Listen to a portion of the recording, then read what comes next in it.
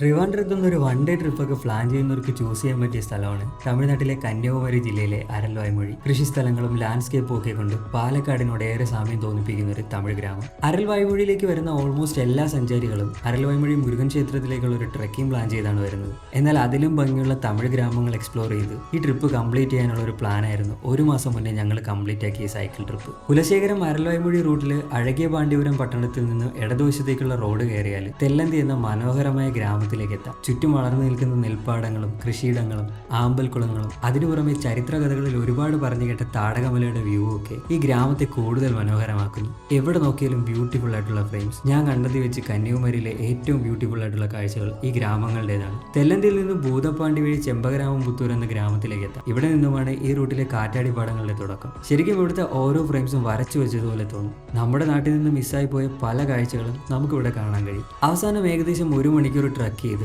അരൽവായ്മൊഴി ചക്കരഗിരി മലമുകളിലെ മുരുകൻ ക്ഷേത്രത്തിലേക്ക്. അരൽവായ്മൊഴി ട്രിപ്പിൽ പലരും മിസ് ചെയ്യുന്ന കാഴ്ചകളാണ് ചുറ്റുമുള്ള ഈ ഗ്രാമങ്ങളുടെ ഭംഗി. ഇപ്പറഞ്ഞ ലൊക്കേഷൻസ് എല്ലാം കവർ ചെയ്തിട്ടുള്ള ഒരു വൺ ഡേ ട്രിപ്പ് നിങ്ങൾ പ്ലാൻ ചെയ്യുന്നുണ്ടെങ്കിൽ ജസ്റ്റ് DM ചെയ്താൽ മതി. ഞങ്ങൾ കവർ ചെയ്ത എല്ലാ സ്പോട്ടും നിങ്ങൾക്ക് ഷെയർ ചെയ്ത് തരുന്നതായിരിക്കും.